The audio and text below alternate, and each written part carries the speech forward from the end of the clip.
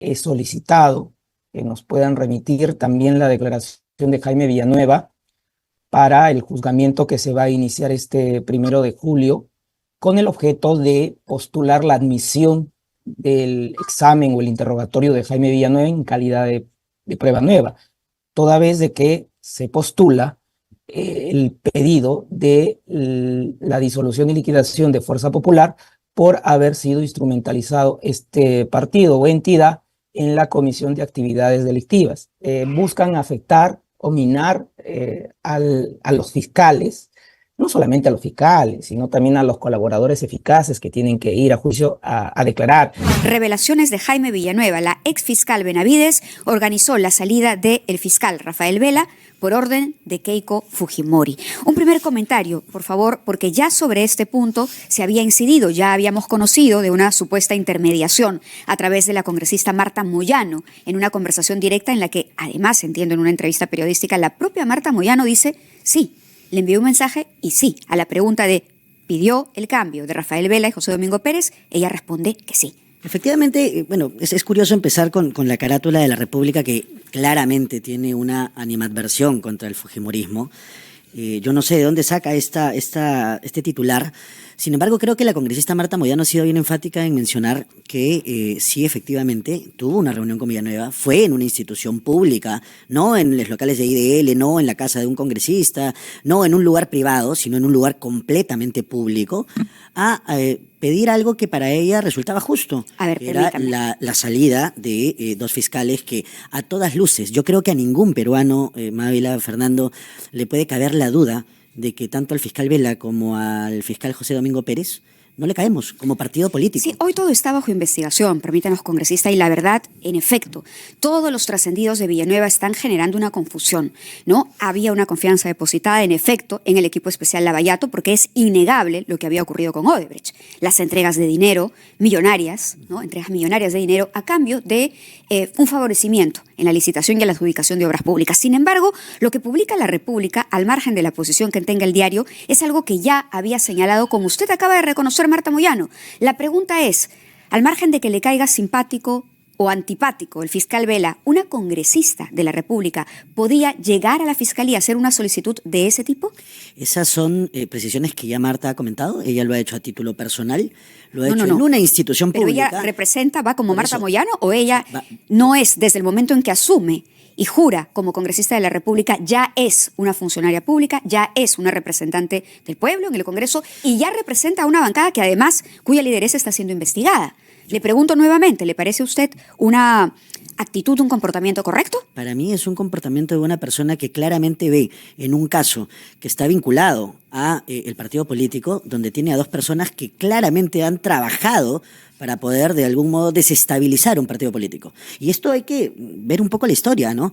Ya lo han mencionado varios de mis colegas congresistas en relación a la campaña del 2021, cuando primero pidieron la inhabilitación del partido. No lograron esta inhabilitación del partido. Pasaron unos meses y el fiscal José Pérez planteó una ampliación del plazo para presentar la denuncia, pero al ver que Keiko Fujimori había pasado a una segunda vuelta, se olvidó del tiempo, se olvidó de todas las diligencias que tenía que hacer e inmediatamente presentó su denuncia, que claramente ha sido devuelta 13 veces, no 1, 2, 3, 4, 13 veces. Eso, si es que a todas luces significa pues que el señor tiene una animadversión contra el partido político, no ha querido que Keiko Fujimori sea la presidenta del país, y yo creo que eso también resulta bastante controversial, ¿no? En todo caso, los argumentos que usted está desarrollando son los mismos que presentan otros justiciables que no están contentos con los jueces o los fiscales que tienen que ver con sus casos. Naturalmente, el más notorio de ellos es Vladimir Cerrón, que simplemente decide no tomar en cuenta lo que la justicia sentencia. Aquí el problema es saber si los justiciables deben decidir quiénes son los fiscales y los jueces que tienen que ver con sus casos o no. Y usted claramente dice que sí, porque tienen poder político y porque la señora Moyano establece un diálogo directo con el señor Villanueva, asesor de la fiscal de la Nación, se permite ella pedirle lo que es sumamente dudoso. Algo es que lo declare como política y que busque convencer, como está tratando de hacer usted. Pero es diferente solicitarle a un funcionario, siendo uno congresista, este fiscal me lo sacas. Y esto es tanto más grave, señora Alegría, que el 1 de julio comienza el juicio oral a Keiko Fujimori. Y ese juicio ha sido preparado y la información ha sido aportada por esos fiscales que ustedes quieren eliminar. ¿No le parece a usted que desacredita a un partido político estar intentando retirar a los fiscales o a los jueces que ustedes consideran que les son hostiles y a los que les atribuyen a ustedes una motivación política única, como si no hubieran hecho un trabajo durante años para reunir información y preparar una acusación?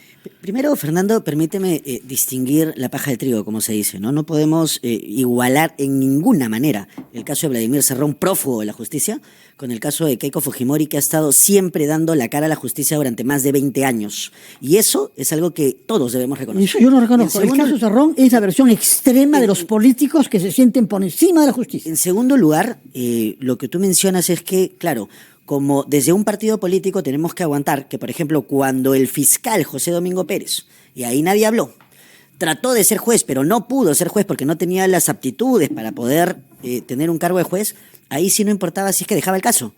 Pero ahora que un partido político, que los imputados dentro de esta investigación plantean y reclaman el cambio de fiscales porque ven dentro de todo lo que se ha conocido y que mucho de eso ya se sabía, que estaba direccionado a través de IDL, que IDL siempre conseguía las primicias y la información inclusive antes que la propia defensa de los imputados.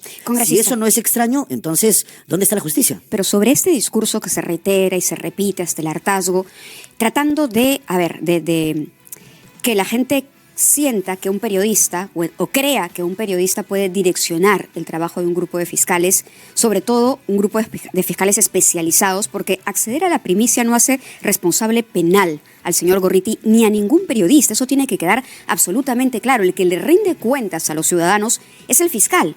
Y más adelante, el juez que revisa la información alcanzada por ese fiscal y que le dice al fiscal, corrige tu pedido o no lo corrijas y procede o no a ordenar un allanamiento, una detención o lo que fuera. Cuando hablamos de Gustavo Gorriti y de otros periodistas, hay que recordar el papel que han jugado en nuestro país en la defensa de valores democráticos, en el conocimiento del fenómeno terrorista. En el caso de Gorriti durante los años 80, sus publicaciones, así como las de Ricardo Uceda, lo prueban.